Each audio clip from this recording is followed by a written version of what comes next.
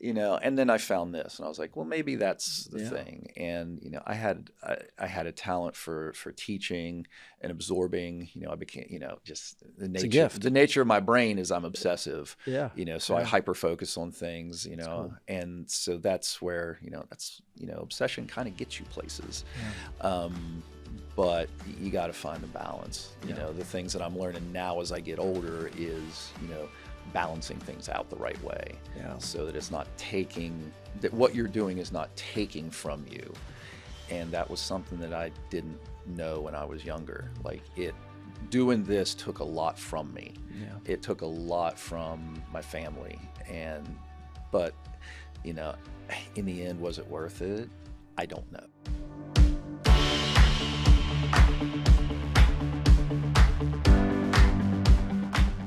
Positively West Virginia is presented by Interaction Media and sponsored by Huntington Bank, Highmark West Virginia, Freedom Key of Morgantown, and Storymaker. With help from our sponsors, we are able to share the positive business stories of West Virginians, including the one featured in today's episode. Well, folks, we're visiting today with Joshua Fowler. He's the owner of Black Cat Mixed Martial Arts and Self-Defense. Josh, thanks for being on the show today. Thanks for having me on, man. Heck yeah, man. I really am looking forward to our discussion. Thanks for being here in the studio. Josh, tell us a little bit about Black Cat Mixed Martial Arts and Self-Defense as a company. What do you do? Well, we provide mixed martial arts training and self-defense training for folks ages 4 and up. We have programs for kids, little kids from 4 to 7. We have programs for kids 7 to about 13 or 14, and then classes for adults, folks all the way up into their 60s. Right now, we have a few more aged folks who have joined up with us and done some training. We have multiple styles and classes that we teach. The mixed martial arts side of thing generally leans into sports and competition, but the way that we teach it, we have a heavy dose of self-defense mixed in with it. So my goal is to get self-defense programmed into people and make sure they have a fun environment to do it in. So then we have more of a weapons side of things. That's one of my other specialties, where we teach a lot more hardcore self-defense, where it involves, bladed weapons and handguns and things like that as well. That's amazing. So Josh, tell us where you're located. We're inside the Morgantown Mall in Westover, across from Dunham Sports and the shoe department. Yeah, very good. Is it a studio? Is that what you call it? A gym. A gym. Okay. All right. We An get MMA gym. Yes, we get everything from gym to studio to dojo to whatever. That's cool. I don't care. Just show up. Well, Josh, you grew up here in West Virginia, right in the French Creek area. Yes. Outside of Buchanan. It's kind of a nice little story, but your parents, Ron and Matilda Fowler, were on our podcast back in December 2nd, 2021 with French Creek Christmas Tree Farm. Yep. It was one of our favorite episodes here at Christmas time a couple years ago. But in December of 2022, you started Black Cat Mixed Martial Arts and Self-Defense. What inspired you to start a gym like this, a business? Well, I had run a similar business in town for a while, probably about 10, 11 years. And alongside that, I was working at a regular job for about 15 years. What did you do? I was a prospect management administrator. So what it was, basically back end, working for a nonprofit. Yeah. The people who go ask for money, I help them organize their portfolio, map their trips, enter their data, a lot of, pulling Excel sheets and finding the best hits for them. Okay. So I worked at that for about 15 years, and then I lost my job in October 2019, right before COVID. And so great timing. I fell back on doing this pretty much full time. So that was my fallback plan. And then After COVID hit, we took a little bit of a hit, but I powered through and we kept going. And then in 2021, I decided to leave my old business and started working at another business in town, Defense in Depth. And so it was the gun range that was down in Saberton. I was I was their hand-to-hand instructor. I was their bladed weapons instructor, and so I was pretty content with that. And I was getting ready to go back to school to get a master's degree, and then they went out of business right out from under me. So basically twice in a year, I lost my job and source of income right out from under me, just boom, boom. And so I was like, man, I got to make a decision. Am I going to just give up on this, go back to school, try to go to grad school, struggle through that, or just do something I already kind of know what I'm doing? And so, some investors helped me, and we got on track probably in October, built it out in November and December, and then opened up on New Year's Eve that year. 2022. That's amazing. Very cool story, Josh. And it's kind of interesting as you're talking, just weaving that story together, lots of different crossroads. And here you are, really a first full year under your belt, basically. How are things going?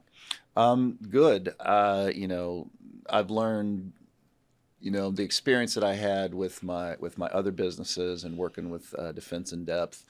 I'm very ADD. So, like you notice I've got, my chaos is a theme, and so whether it's my knife making business, whether it's my promotions business and marketing business, or whether it's, I have struggled to make things more linear and less cloudy.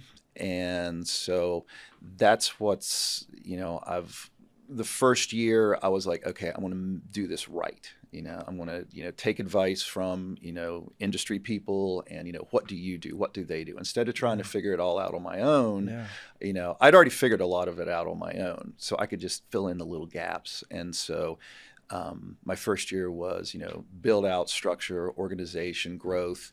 And then so now I'm implementing my 2 and 3 year plan so we can take off and, double down and really expand. That's very cool. Tell us a little bit about the specific products / services, I guess, really services that you sell, or classes, and you mentioned the different disciplines and all that. What are some of the things that you're best known for?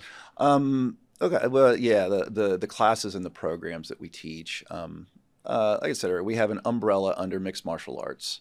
So that's basically a program that includes what I call all-in jiu-jitsu.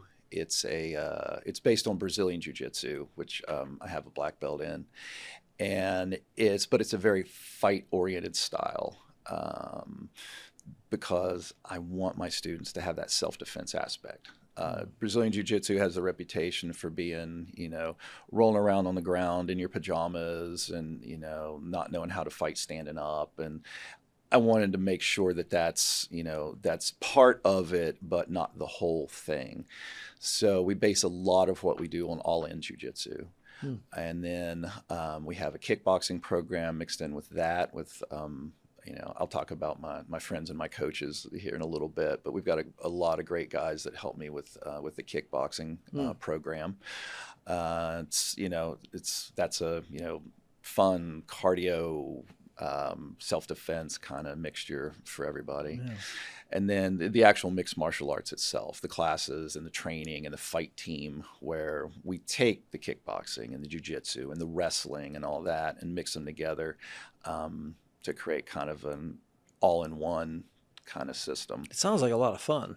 It is. I mean, and you can do a lot with it as far as what your goals are. Yeah. You want to come in, have a fun hobby that keeps you in shape. Yeah. There you go. You can kind of pick and choose what you do, low stress.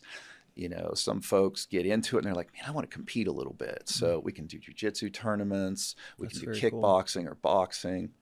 We can go to wrestling tournaments, or if they really mean it, we can, set them up for mixed martial arts fights. and but that's a lot of work. They got a lot of training to do. It's not just jiu-jitsu. Like MMA, like you could get hurt. So we want to make sure that they've got, the right set of skills and physicality underneath them to do that. So on that end of things, that's the sport, competitive self-defense side. And then we have the heavy self-defense side of things. That is, I call it my weapons program, but it's based in Filipino martial arts and Jeet Kune Do, which is Bruce Lee's martial philosophy. And it with a heavy dose of military combatives from all through history. And so you'd ask, what am I known for? It's bladed weapons, using a knife, defending yourself against a knife, either with or without one. And so I've spent a lot of time working on a program and refining that over the last 20 some years.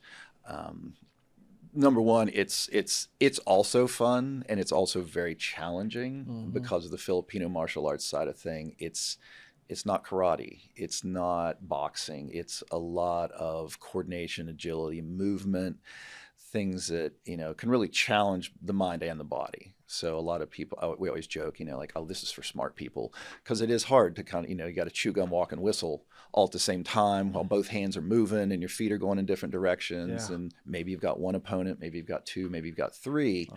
And so like that's kind of the other side of things.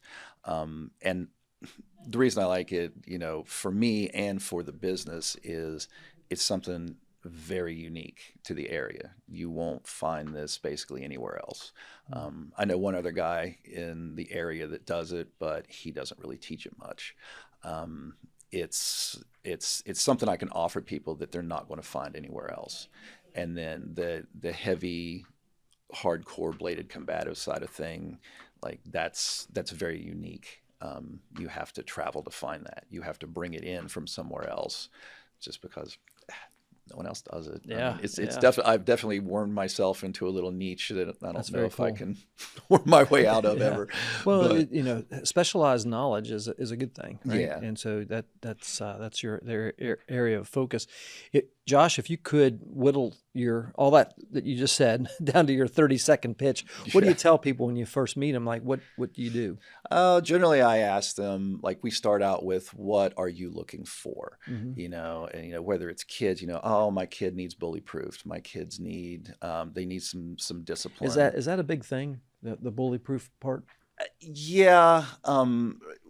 That's something that I want to instill in kids. And bully proof has a lot to do, not necessarily with, learning how to fight exactly, but it has a lot to do with how kids view themselves and how, the truth of reality reflects on a kid. So what I mean by that is, some kids, as adults, they're not confrontational. They are not physical. So the minute something happens that is confrontational, they kind of fold. And that's what we don't want. We want kids to realize how tough they really are. Be strong. Yes, exactly. How much they really how much heart they really have, and that it's not the end of the world to get punched in the nose. Yeah, that's great. You walk right through it. You'll be fine. Absolutely. Josh, I want to take a quick minute just to mention a couple of our sponsors for Positively West Virginia. Folks, we'll be right back. It started with a road trip. Huntington bankers through big cities and small towns, where we met Jane and Dontel and their calendar. Every day predicting the money coming in and the money going out, which gave us an idea. What if we could set up a digital cash flow calendar for their business? So we built it for them. Why? Because we're for people. Huntington, welcome. Your prescriptions are designed to keep you healthy, active, full of life. At Highmark Blue Cross Blue Shield, we're making vital medicine more affordable. Because when your prescriptions don't cost an arm and a leg, you can use those limbs for something more meaningful. Because life. Highmark Blue Cross Blue Shield, West Virginia. And we're back, folks. We're visiting with Joshua Fowler. He's with Black Cat Mixed Martial Arts. He's the owner since New Year's Eve, 2022. Josh, welcome back to the program. I interrupted your 30-second pitch. Let's go back to that because I was interested in the bullying aspect of self-defense. Tell us what you tell people in your 30-second pitch. What do you do? Yeah, so I basically ask them, what are you looking to get out of this? Are you looking for self-defense? Are you looking for a fun hobby? Are you looking for, a mixture of both? And then we direct them towards the thing that they seem like they have a taste for. Is it, like, oh, I just want to do something fun? We can kind of send them both directions and let them try things out.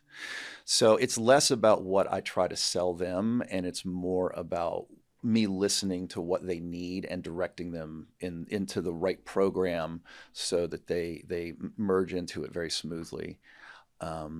So, I mean, if it was like, it's always, what problem are we trying to solve, right? Yes. Just basic marketing stuff. Yeah. And it's not the marketing aspect, it's the personal aspect that I apply that to is, what's your problem? We've got an answer, like I need to lose weight. All right, kickboxing, jiu-jitsu, right? Well, I don't really like to touch people. All right, kickboxing, weapons. You'll bounce around, you'll have fun, you'll burn off a ton of energy and, or like now hardcore self-defense. All right. Weapons and jiu-jitsu. Yeah. Or, like, no, I want to compete. I want to be, I did sports all through college and I'm looking for that outlet. That's one I actually get fairly often. Yeah, that's cool. Like I was a swimmer and now I don't have anything else to do with that physicality and athleticism. Yeah. So we send them towards the martial arts, MMA side of things. That's very cool. Josh, what would you say is the thing you're most excited about Black Cat right now? I'm looking forward to growing over the next year. Yeah. Yeah. Because I do, I've said this, I've said this recently, I'm not getting younger. I have something unique to pass on to the people that are around me. I have a couple of students that have been with me for a long time. They know a lot of what I know, but it's my legacy. It's my immortality. I want to basically have this outlive me. So the way to do that is more students, more growth, more people who stay with me for a long period of time and learn and share. And so that's may be cool. kind of selfish, but that's cool. I like that. It's like kind of like a legacy almost. Yeah, It's exactly. very cool. Where do your customers live? What geographic area do you serve? Vast majority are Morgantown. I get a few people from across the border in PA, Point Marion, Kirby, not quite up to Washington, but I do make contact with people in Waynesburg sometimes. Cool. And a few people from Fairmont, but I have friends in Fairmont who also own a gym. So when someone from Fairmont calls me, I'm like, well, which side of town do you live on? Are you closer to me or are you closer to them? And then if it's a better fit for them to drive 5 minutes instead of 20 minutes, I'll be like, check them out. If you like them, great. If you don't, come see me. Oh, that's pretty cool. So, like almost a collaboration spirit. Yeah. I like that. Do you have employees? No, I've got a few volunteers. Well, talk about your team. Yeah. Part of the 2-year plan is to add some folks to help me and employ them because I have one of my friends he's a really good coach with kids. He already coaches baseball, and he's got a lot of heart and a lot of talent to work with kids. So we're working on bringing him aboard so that we can justify expanding the kids' classes. Yeah. But yeah, I have. I'll drop names. We have a couple of kickboxing coaches who are awesome. They're a lot of fun. They're really talented. Chase Stafford and Denzel Chapman. Chase is an amateur MMA and kickboxing fighter with a lot of experience.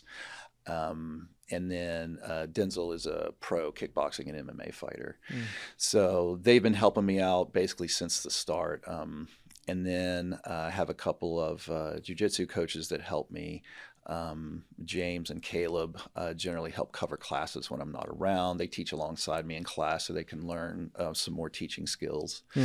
And then one of my friends helps with the MMA program, Ethan Hayes. He's a professional fighter. He's from, he trains a lot up in Uniontown with All American Fight Academy. Okay.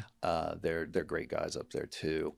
And so he helps me with the MMA team, and then we have a couple of wrestling coaches that help me with the jiu-jitsu. They are David Jeffries and Joey Thomas. Joey wrestled for WVU for 4 years, really good record. I think he had the high school Maryland record for most wins in his high school career. Wow. Yeah. Amazing. So I think he wrestled at 120 something, 130 something. But he's transitioning into MMA. And then David wrestled for Lehigh University for 4 years and is super active in the wrestling community all around the state. So those are the guys that really, help me, keep going and keep it going. Other than the back end stuff, I'm always, the wife, I'm always asking like, hey, I've got this idea. Can I bounce it off of you? Or what do you think's going on here? That's great. I like to have her input with it. And then other than that, Josh, what's the thing you're most proud of since you've been in business? Still being in business. Yeah. Making it a year. And you've got some goals. You want to grow this thing. Yeah. That's pretty cool. Yeah. The martial arts blueprint a lot of times is, and this is what we kind of, McDojo. We kind of make fun of what we call McDojos, where someone will come in, they'll establish a school, they'll build up a black belt, they'll sell the business to the black belt within like 5-6 years, and then bolt and open another school like 20, 30 miles away, and then do it again, and then do it again. And that's where you see like big networks. But what usually happens is the quality of instruction starts to suffer because it's getting spread too thin. Yeah. So in the end, yes, I would love to make that much money, but that's doing a disservice to the community. Yeah. So, that's, I'm pretty proud of getting to where I'm at as fast as I got here. To be a black belt in jiu-jitsu, like you said, how long does that take? What's that process look like? It can take anywhere between 10 to 15 years, depending on, it's a commitment. Yes, it absolutely is. It's a lifestyle. At the same time, I'm not into the lifestyle side of a lot of these things. I barely know any Japanese words for moves. I don't know Chinese, so like the culture of Brazilian Jiu-Jitsu, I kind of sidestepped it a little bit. I don't even own a pair of flip-flops. I don't, speak any Portuguese. There's, acai bowls and all these trendy things from Brazil that I'm not about that part. I'm about the fighting part of it. And, I respect where the culture comes from and, how it is and, in the history of it. But, there's just little like goofy parts of it. I'm just like, you don't have to be all in. Exactly. You can still practice the discipline and understand and respect the tradition and so forth. Yeah. So when you're learning Brazilian Jiu-Jitsu, you basically go through a belt system, just like you would in karate, except the belt system's very abbreviated. There's only 5 belts up to black. There's white belt, blue belt, purple belt, brown belt, black belt. And each of those, depending on, it's a little subjective, but there's a lot of basic things that anybody could walk into any gym and you would know that they know it, because, the common language, the common physical language, slight tweaks from person to person. Yeah. And so, couple of years to get your blue belt, establish your basics, couple more years to get your purple belt and establish your, develop those basics into viable skills, couple years from purple belt to brown belt where you start to make it your flavor. And then brown belt, you start to take your flavor and be able to pass it on and apply it at will. And then black belt is you have your thing, you share. Yeah. Very cool. I like that, the spirit of sharing and just taking what you've known and pass it on. Yeah. And not only that, I get the sense that you could kill me with your bare hands right now if you wanted to. So I respect that too. So Josh, thanks for that. For sure. I definitely want to come back and talk more about this. We're going to take a quick break and mention our sponsors for Positively West Virginia. Folks, we'll be right back. Freedom Kia showroom or within our community. Helping others is part of our mission, and 2023 has been no different. Committed to the community and committed to our customers with fair pricing, excellent sales and service, and no hidden fees. Right now, get $3,500 off the 2023 Kia Sorento. A community that works together, thrives together. Visit Freedom Kia today, right off exit 153 on I-79 in Morgantown, or check out www.freedomkia.net. My name's Caitlin Furby. I'm an interior designer with Remarkable Interiors. Our time is very limited. We're trying to do everything we can possible to keep our clients' projects moving and rolling. So Storymaker has been really great for us for putting out how to explain our company. I can sit and agonize about a post. And is this right? Does this sound good? When I use Storymaker, it sounds so beautiful and it was so easy. And it saves me a lot of time to do the things that I'm really good at. Hey, folks, we're back. We're visiting today with Joshua Fowler. He is the owner of Black Cat Mixed Martial Arts and Self-Defense here in West Virginia, Morgantown, Westover area. Josh jumped right back into it. In terms, you talked about 2024. You're excited about growing your business. What's the highest level challenge you're facing right now with growing the business? Oh, I think it partly is market saturation. For the population that we have in Morgantown, there are a decent number of martial arts schools. And for the uninitiated, everything looks the same. The number of times I get, especially with kids and parents, you get phone calls or a walk up at the gym, what kind of karate is this? Everything's karate because that's what everybody kind of thinks of, and it's just like, oh, this is, we joke, it's Mexican ground karate. And so, but there's the demographic challenge of competing with other businesses is a piece of it. And then the exposure is also the hard part, especially being new. Like, I spent a ton of time and effort, getting out there. We do a lot of events. We do a lot of charity. We do a lot of, outreach and things of that sort to get our name out there. And then we spend a lot of money on marketing, and it's painful, but you got to do it. It used to be, when you were in a mall, that's what you were paying the high rent to have the mall traffic, right? And the retail landscape has shifted tremendously over the last 15 years, especially. Probably the last 5 years, really massively. What's it like being, having a gym in a mall? Well, luckily it was familiar because the last gym I had was in a mall. But now it's in the active mall. It's a new Morgantown mall. Mall, And so it's different. I'm really getting a lot of exposure. I will be doing something in the gym and I'll hear people walk by go, oh, look at that. I didn't know that was here. You don't expect it either. Right. It's a little different. And so it works out. The mall itself is a good community. We all kind of, talk to each other, store owners. That's cool. and such. And we help each other out with projects when we can. I've had the guys from Four Horsemen donate a huge chunk of money to one of our charity events last year. We were raising money for the We Defy Foundation, which scholarships veterans, disabled veterans, to pay for their gym memberships. And very cool. They Four Horsemen matched all the money that we made. Wow. So that was awesome. That is so cool. Thanks, Ron. It's nice to have a community like that and right around you, right? Physical proximity. We obviously when you're in any kind of martial arts, discipline is a big part of that, right? And having the self-discipline. I look at you, and just the first time I'm meeting you, you seem like you've got tremendous leadership skills, being able to teach this type of, discipline.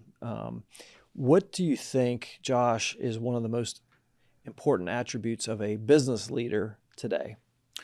That's a good question because that is something that I am still developing. I'm good at the Me too. Right. I think we all are. We all should at least. I'm good at the instruction side of things. I'm good with people. I'm good at, making it an environment that is, open and welcoming and doesn't give off, kind of a weird vibe.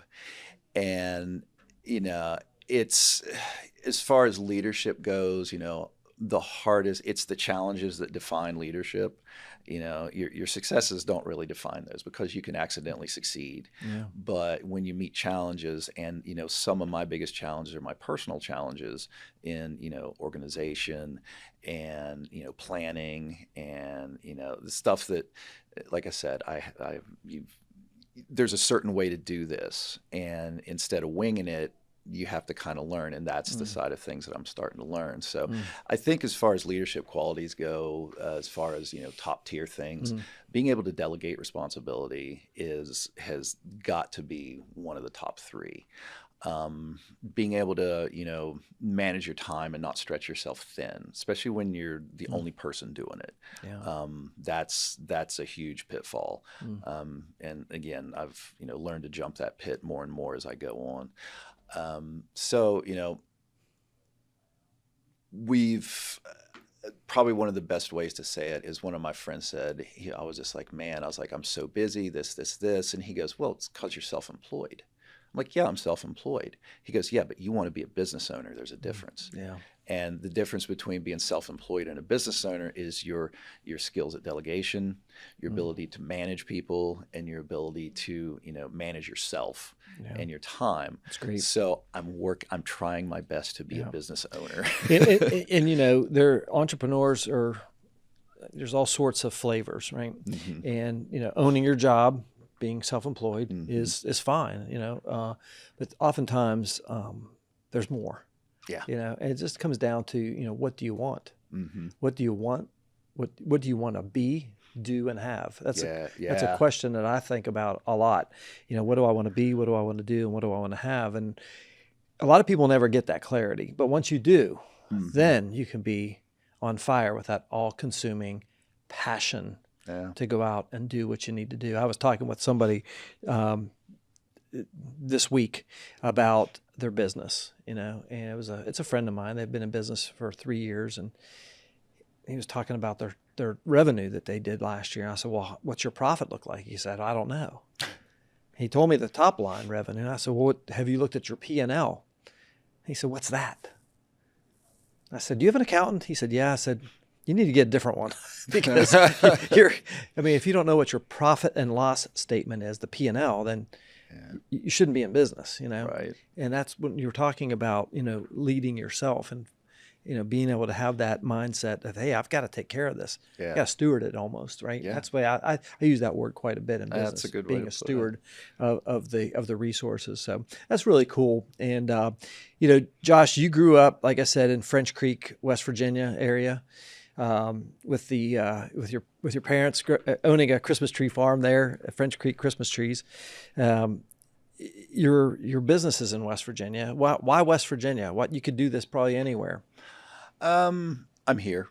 We're once I moved up to Morgantown, I didn't really know what I wanted to do. You moved up here to go to WVU. Yeah, and so after I graduated, we were.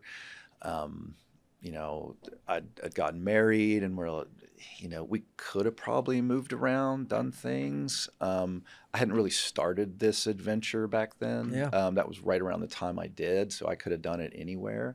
But we do have family here, and It's home. Yeah, and a lot of times I think a lot of people from West Virginia go, "Oh my God, why am I still here?" I always joke that, I understand why the deer jump out in front of our cars in West Virginia because I sympathize. But, there's, West Virginia presents its own challenges, right? It's even in the nicer parts, Morgantown, Charleston, like it is economically depressed. It is, a little socially backwards. Like there's just a lot to it. And I think a lot of people feel like they can be here and do some good. Yeah. And I think that's part of, why we're there.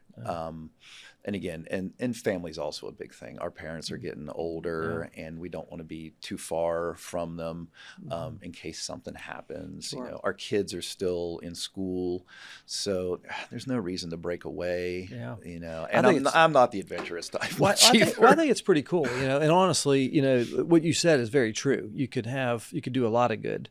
You can go to a large city.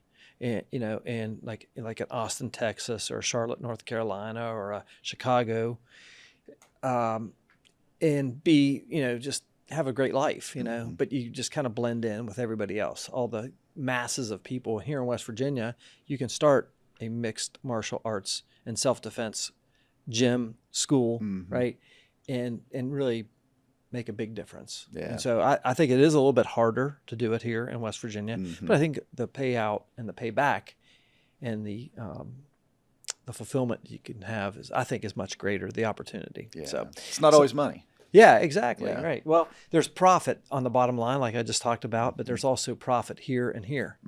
What's in your head and your heart, and what are you getting to do? It's that legacy. Yeah, that's really cool. So all that to say, what's one piece of advice you would give somebody here in West Virginia? Maybe it's a young person thinking about starting a business. What's one piece of advice you would give them on how to do it here in West Virginia? Understand the cultural and economic landscape in which you find yourself. You can't price yourself out of business. You can't present yourself as something contrary to the culture you find yourself in. Now, it may be unique for a minute, but then it becomes almost noisy and creates kind of a backlash. So, yeah, like if you're going to start a business in West Virginia, I mean, first and foremost, be good at business. You know, know how to play that game. You know, business, taxes, laws. It's just the game, and all the rules are written down literally on paper from the government as how to get around the rules. And, you know, get you a good accountant, get you a good lawyer, and you know, prepare yourself in the right way before you even take that first step. Do it right. Yeah. And then no shortcuts, really. Not really. I mean, again, you can wing it, and it might work. It might work for a while, or you finally get it together and, you know, kind of make the discipline of it a piece of it too. Yeah. Josh, what's something you do every day that you think contributes to your success?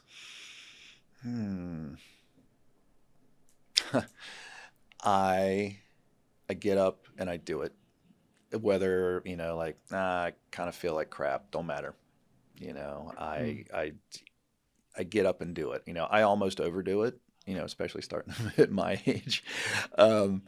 But I think that's one of the keys too, is, you know,